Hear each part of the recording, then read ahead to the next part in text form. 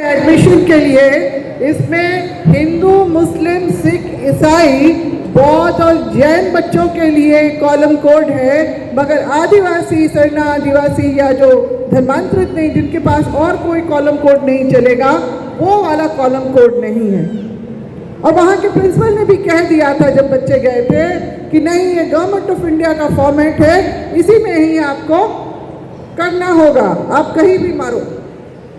तो बात मेरे तक आई, मैंने एक चिट्ठी तैयार की और फिर मैं अगले दिन ही प्रिंसिपल के ऑफिस में पहुंची और मैंने उनको कहा कि संविधान में, भारतीय संविधान में जो है, हमें अनुच्छेद जो आर्टिकल 13(3) क के अंतर्गत हमारी परंपराओं को, हमारी रूढ़िवादी परंपराओं को, हमारे जमीन संबंधी कानूनों को, हमारी संस्कृति को, सबको जो है मान्यता मिली है। और 244(1) में 5वीं अनुसूची का प्रावधान है और 244(2) में 6वीं अनुसूची का प्रावधान है। तो जब भारतीय संविधान ने आदिवासियों के लिए अलग से एक आर्टिकल में उनकी सब संरक्षण के लिए सारा कुछ प्रावधान लाया है, तो हमारी पहचान को बार बार धूमिल क्यों किया जा रहा है? और ये गवर्नमेंट ऑफ इंडिया एक्ट, ये गवर्नमेंट ऑफ इंडिया का फॉर्मेट की क्या बात होती है? आदिवासी राज्य है, हमें हमारा कॉलम कोड चाहिए। तो प्रिंसिपल ने तुरंत फ़ोन किया और 10-12 मिनट में वो हमारा अदर्स वाला कॉलम जो है, वो कोड हमारा जुड़ गया फॉर्म में। और इससे पहले भी दिसंबर के महीने में हाउस होल्ड सर्वे के नाम से स्कूली शिक्षा विभाग जो है वो भी सर्वे करवा रहा था। तो मेरे तक सर्वे का वो आया, एक पेज आया जिसमें हमारे लिए कैटेगरी तो एसटी है, मगर रिलीजन में फिर से हमारा अदर्स वाला कॉलम कोड नहीं। तो फिर हमने प्रेस कॉन्फ्रेंस करके, देव कुमार धान जी भी थे उसमें, हमारे प्रेम साहिब मुंडा जी भी थे, और हम लोगों ने प्रेस कॉन्फ्रेंस किया। और जो हम लोग उसके बाद में चीफ सेक्रेटरी से मिलने गए और फिर शिक्षा सचिव से भी मिल के गए, तो वहाँ पर भी ये गवर्नमेंट ऑफ इंडिया का फॉर्मेट की बात हुई। तो मैंने कहा अगर इतना ही जरूरी हो फॉर्मेट इंडिया, ये मैंडेटरी हो, तो पश्चिम बंगाल, आंध्र प्रदेश और कर्नाटका में अदर्स का कॉलम कोड कैसे चल रहा है, जबकि ये तीनों ही जो है शेड्यूल उसमें नहीं आते हैं। तब उनको मजबूरन उसमें फिर जोड़ना पड़ा, अदर्स का कॉलम कोड जुड़ा उसमें। और अभी भी हमारे लिए एक चुनौती है कि ये हम लोग जो है अपने लिए आदिवासियों के अलग से, ताकि जब हमारा कोड हमें मिले, कॉलम मिले, तो उसमें हम अपना जो है पहचान दर्ज करें। आदिवासी के सामने हम जो भी हो, भील, गोंड, उरांव, संथाल या जो भी हमारे देश भर में आज ऑन रिकॉर्ड 700+ आदिवासी समुदाय हैं, वो अपनी अपनी जो है पहचान दर्ज कर सके। अभी आप लोगों को मालूम है, कितने लोगों को मालूम है, हमारे झारखंड में अभी 1 मई से लेके 15 तारीख तक स्व जनगणना, यानी कि आपका मोबाइल से ही आप उसके वेबसाइट पे जाके अपना खुद का जनगणना का काम कर सकते हैं, अपना सारा डिटेल दे सकते हैं।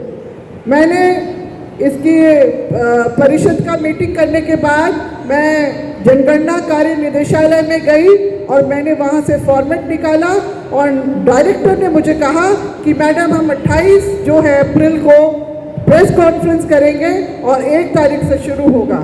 तो फिर मैंने उसी फॉर्मेट का जो है, जो मुझे मेरे हाथ में दिया, मैंने उसको फोटोकॉपी करके कई लोगों को दिया, ताकि आप इसको लोगों के बीच में बांट दें कि जहां वैसे वो हाउस लिस्टिंग का है, अभी मेन सेंसस का काम अभी आपका अक्टूबर के आसपास से शुरू होगा।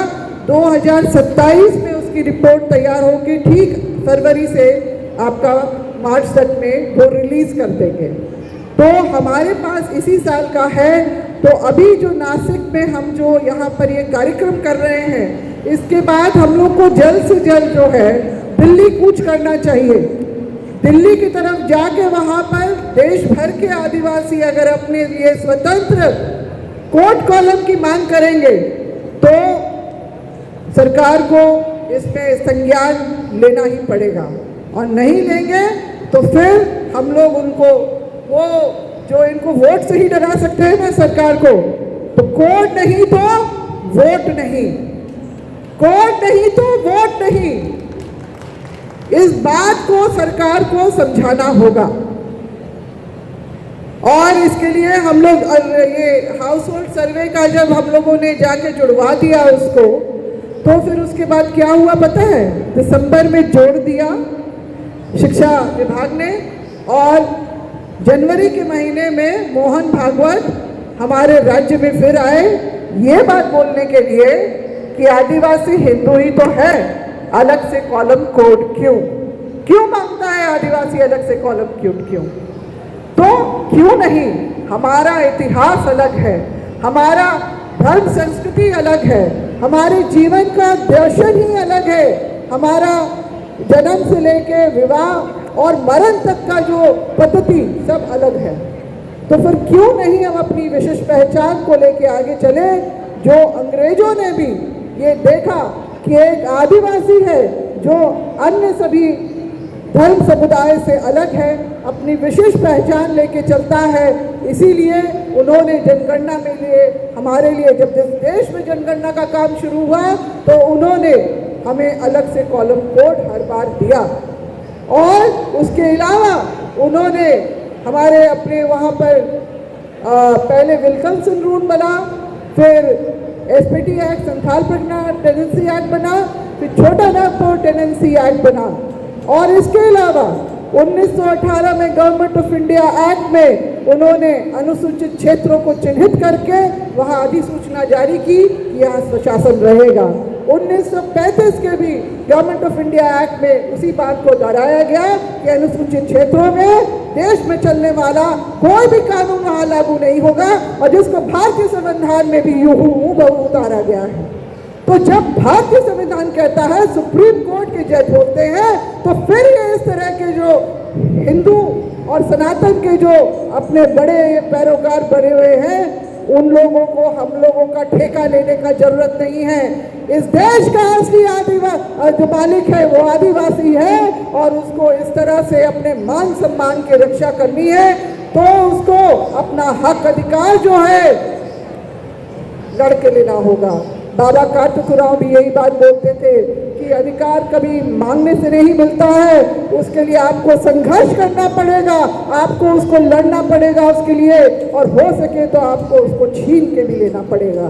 तो आज हमारे लिए वही परिस्थिति खड़ी कर दी गई है, तो क्या आप इसके लिए तैयार हैं? अभी मेरे से पूर्व वक्ता जो हैं आपके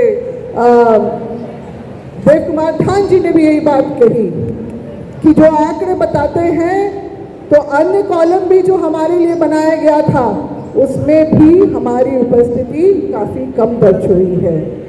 हिंदू लिख देते हैं, तो इसीलिए मेरा ये कहना है कि जब जनगणना के लिए, जब आपके क्षेत्र में जब जनगणना कर्मी आए, तो आप वैसे परिवार में जरूर जाके बोले, वैसे आदिवासी परिवार में, कि अपने जो धर्म के आगे, कॉलम के आगे अपना जो है आदिवासी ही लिखे, हिंदू में टिक नहीं करने दें, और पेंसिल से नहीं होगा, वो पेन से होगा। ये इस बात का ध्यान हमारे पढ़े लिखे युवाओं को देना है। उनकी ये जिम्मेदारी बनती है कि जो पढ़ लिख नहीं सकते, उतने सक्षम नहीं है, क्योंकि वहीं पर जो हिंदू हिंदू हिंदू वाला जो आंकड़ा ज़्यादा बन गया है, और हिंदू राष्ट्र के खांचे में हम लोगों को फिट करने के लिए ही ये सारा जो बार बार ये षड्यंत्र रचा जा रहा है हमारे खिलाफ में। तो हम लोग को सजग होकर काम करना है। हमारी धर्म परंपरा संस्कृति तभी बचेगी जब हम सजग होंगे, सतर्क रहेंगे। और उसके लिए आपको यहाँ से जाके अभी जितने भी लोग हैं, या जितने भी लोग यहाँ पर आज की बातें सुन के गए, उनको इस बात का ध्यान रखना है कि आपको जाके घर में आराम नहीं करना है। अभी ये साल हमारे लिए बहुत क्रूशियल है। अगर इस बार हम लोग चूक गए तो अगले 10 साल तक का आप लोग भूल जाइए कि कॉलम कोड मिलने वाला है। और हमारी जनगणना में हमारा जो है बतौर आदिवासी वो उपस्थिति दर्ज होगी। नहीं हो पाएगी तो आने वाले वक्त में म्यूजियम में ही रहने वाले आदिवासी हो जाएंगे। बताया जाएगा कि देखो इस देश में भी शायद आदिवासी रहते थे। शायद वैसे तो हमारे पूर्व प्रधानमंत्री एक रहे अटल बिहारी वाजपेयी जी, जो यूएनए के मीटिंग में जाके बोले थे कि हमारे देश में आदिवासी नहीं है। वही एजेंडा इनका चल रहा है क्योंकि हमसे इनको चिढ़ है। हमारे इस बात से चिढ़ है कि हम इस देश के मालिक रहे। लकी बाबू ने जो बात कही, जो बड़ा महादेव जो हमारे हैं, ये सही में मेरी एक दोस्त पंजाब यूनिवर्सिटी में पढ़ाती है, प्रोफेसर है एंशिएंट हिस्ट्री की। उसने कहा कि ये जो शिव भगवान है ना, इसको हिंदुओं ने हाईजैक किया है। और सही में एक अमीश त्रिपाठी करके भी एक लेखक हैं, उनका 3 वॉल्यूम में किताब निकली जिसमें उन्होंने पहले ही जो चैप्टर में लिखा है कि शिव जो हैं वो एक साधारण कबीला सरदार थे और उनकी भगवान बनने की यात्रा जो है, मतलब एक आदिवासी कबीलाई चीफ थे वो, और उससे उनकी भगवान बनने की यात्रा कैसे हुई, ये सारा उस किताब के 3 वॉल्यूम में दर्ज है। तो और हमारे कई ऐसे जगह जो आस्था की जगह है, वहाँ पर इन लोगों ने अपना कब्जा किया हुआ है और अपना बताते हैं। तो ये विडंबना है कि आदिवासी भी जाने अनजाने में वहीं पर अपनी आस्था भी रख देते हैं और फिर उसी को दिखा के बोलते हैं कि देखो आदिवासी हिंदू ही तो है, अलग कहाँ है हमसे। तो अगर समानता की बात देखें तो अभी हाल में ही बात हो रही कि प्रकृतिवादी तो हिंदू भी है। प्रकृतिवादी अगर आदिवासी अपने को बताता है तो किसी ने मजाक से कह दिया, हाँ हिंदू में जो महिलाएं होती हैं करवा चौथ का जो व्रत तोड़ती हैं चांद देख के, उसी तरह से मुसलमान लोग भी तो तोड़ते हैं। तो समानता तो हो ही जाती है, मगर उसको आप व्यवहारिक रूप में, स्थायी रूप में नहीं देख सकते। तो यही मेरा आज का ये कहना है आप लोगों से कि ये हमारे अस्तित्व की बात है। ये कॉलम कोड हमारी जो है पहचान को मजबूत करेगा और इसके लिए आपको बहुत गंभीरता से, सतर्कता से इसके लिए काम करना है। ज़्यादा समय नहीं है, अभी मई है, अप्रैल से जो है असली जनगणना शुरू होगी। वहाँ पर जो है आपका कॉलम कोड तब तक ये दर्ज होना चाहिए। अभी तो प्रिंटिंग प्रेस पे सब कुछ हो गया होगा। मैं 2021 में हम लोग गए थे रजिस्ट्रार जनरल ऑफ इंडिया के ऑफिस, ये 21 में, 20 का ख़त्म हो गया। तो इसमें रिलीजन वाले कॉलम कोड में यहाँ पर हिंदू, मुस्लिम, सिख, ईसाई, बौद्ध, जैन का कोड है। और जो रजिस्ट्रार जनरल ऑफ इंडिया मुझसे बोल रहे हैं, मैडम आप लोग परेशान क्यों हो रहे हैं, धर्म पे आधारित तो जनगणना होगी ही नहीं। मैं कहा जोशी जी ये क्या है, फिर बाकियों के नाम है, बाकियों के लिए कोड है और हम लोगों के लिए क्यों नहीं। तो इस तरह की बरगलाने की बातें जो बराबर कर रहे हैं यहाँ पर, देखिए किस तरह से इन लोगों ने एक आदिवासी राज्य में हमारे लिए इस तरह का खेल खेला कि हमारे लिए कॉलम कोड ही नहीं रखा। तो ये लड़ाई तो हम लोग लगातार लड़ रहे हैं, भिड़ रहे हैं। और फिर जब हम लोग ज़्यादा जोर से बोलते हैं तो मोहन भागवत जी पहुँच जाते हैं झारखंड और फिर वहाँ पर वही हुक्का बढ़ाते हैं। और कुछ आदिवासी हमारे नेता जो सांसद का टिकट या फिर एमएलए का टिकट या कोई टिकट उनको चाहिए या सुविधा चाहिए, वो लोग जो है उनके सुर में सुर मिलाते हैं। मगर इतना तो है हमारे प्रदेश में कि लोग अपनी पहचान को समझते हैं, मगर कागजी तौर पे कमज़ोर हैं शायद कहीं ना कहीं। तो इसलिए अभी के लिए तो यही बोलूँगी कि जो पढ़े लिखे लोग हैं वो अपनी व्यक्तिगत जिम्मेदारी समझ के इसका काम करें इसके ऊपर। और मैं ये भी जरूर बोलूँगी कि शिक्षा के लिए भी अभिभावक जितने हैं वो लोग भी जो है इसके लिए काम करें, शिक्षित करें अपने बच्चों को, कम खाएं या कम संसाधन पे वो रहें, मगर शिक्षा को महत्व देना बहुत ज़रूरी है, क्योंकि हमारे बच्चों में बहुत प्रतिभा, हर तरह की प्रतिभा है, और शिक्षा के बल पे वो किसी पे भी भारी पड़ सकते हैं। तो इस चीज़ को समझना होगा और इस पे हम लोगों को काम करना होगा।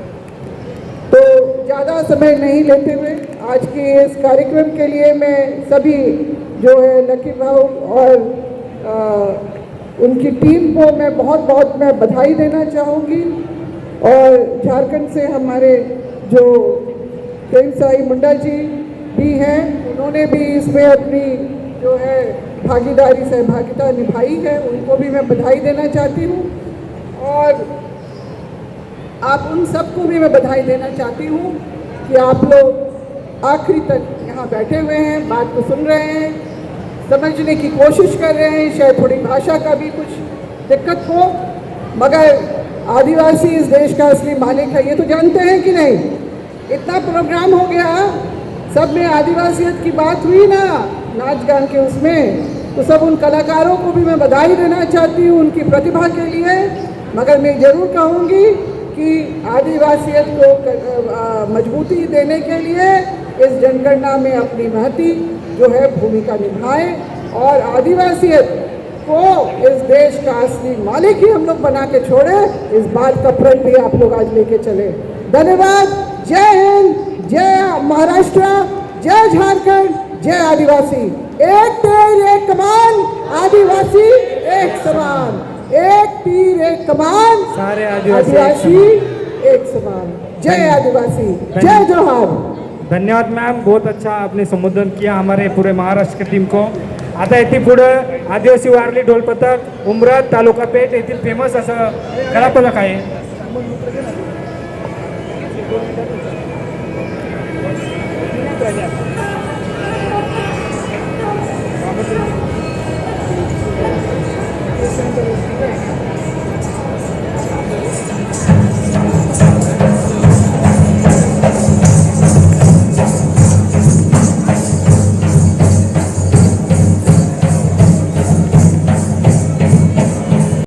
पूर्व मंत्री और राष्ट्रीय महिला अध्यक्ष अखिल भारतीय आदिवासी कॉल परिषद आदरणीय गीता सिंह ओरांव मैडम आज सबको संबोधित करेंगे। ये कार्यक्रम बाबा कार्तिक जी ओरांव इनका विचार हमें जिंदा रखना है, उस विचार से हमें आगे जाना है, इसलिए उस विचार को आगे लाने के लिए हमारी बड़ी बहन आपको संदेश देगी। बहुत धन्यवाद लकी भाई, छोटे भाई लकी भाई यादव जी। और आज के एक दिवसीय अधिवेशन जो नासिक के सभागार में हो रहा है, सबसे पहले तो मैं हमारे जो सभी योद्धागण रहे, जो क्रांतिकारी वीर रहे, जो उन्होंने अपनी जान की कुर्बानी हमारे अपने जल जंगल जमीन के लिए दी, और हमारे वैसे आधुनिक समय के अगुवागण जिन्होंने समाज को आगे बढ़ाने के लिए अपना जो दिलो जान से उन्होंने काम किया, उन सबको मैं नमन करती हूँ और आशीर्वाद भी मांगती हूँ कि हम जो आज के समय में अपने अस्तित्व की लड़ाई लड़ रहे हैं वर्तमान सरकार से, उसमें हमें सफलता मिले और हम लोग आदिवासी अपने इतिहास की, अपनी विरासत की और अपने भविष्य की भी रक्षा कर पाए, ये आशीर्वाद मांगती हूँ। और साथ ही साथ मैं अखिल भारतीय आदिवासी विकास परिषद के राष्ट्रीय युवा अध्यक्ष, जिनकी अगुवाई में उनकी पूरी टीम ने इस काम को आज के इस अधिवेशन का आयोजन का काम किया। मैं आप सबको हार्दिक बधाई देती हूँ दिल से कि आपने जो इतना बड़ा काम किया। देश भर के विभिन्न कोनों से आदिवासी समुदाय के विभिन्न आदिवासी समुदाय के लोग यहाँ पर उपस्थित हुए और अपनी उपस्थिति दर्ज करके उस मांग को, जिसको हम लोग अपने अस्तित्व की रक्षा के लिए आज सर्वोपरि मान रहे हैं कि राष्ट्रीय स्तर पर आदिवासी धर्म कोड हम लोगों को मिलना चाहिए। वो इसलिए आज के वक्त में ये इसका जो औचित्य और भी ज़्यादा, जो ज़रूरत और भी ज़्यादा इसलिए है। वैसे तो विगत कई सालों से, दशकों से इसकी मांग चली आ रही है, मगर अभी हम लोग सबको पता है कि देश में जनगणना का काम चल रहा है और जनगणना पूरे देश के हर एक नागरिक की होगी। तो अभी क्या हुआ है, 2020 में जो प्रस्तावित जनगणना के कार्य प्रपत्र से जो आज़ादी के बाद आदिवासी समुदाय के लिए जो अन्य का कॉलम या अदर्स का कॉलम, ये फुल फॉर्म है उसका, आदिवासी धर्म एवं अन्य मान्यताएं के साथ जो रखा था, मगर अब हम स्वतंत्र आदिवासियों के लिए बिल्कुल अलग से एक कॉलम कोड हो, क्योंकि आदिवासी इस देश का असली मालिक है, इसे कोई इनकार नहीं कर सकता है। आप लोग भी जानते हैं कि नहीं, कितने लोग बैठे हैं इस बात को बोलते हैं कि नहीं बोलते हैं। ये हमारे जो कॉलम कोड है सिर्फ हमारी गिनती करने के लिए नहीं, इसी कॉलम कोड पे आधारित हमारे जो आंकड़े बनेंगे उनका प्रतिशत बनता है। 2011 में जो आखिरी जनगणना का काम हुआ था उसमें 10 करोड़ 40 लाख जो है सरकारी आंकड़ा बता रहा था। इसके हिसाब से 8.6%।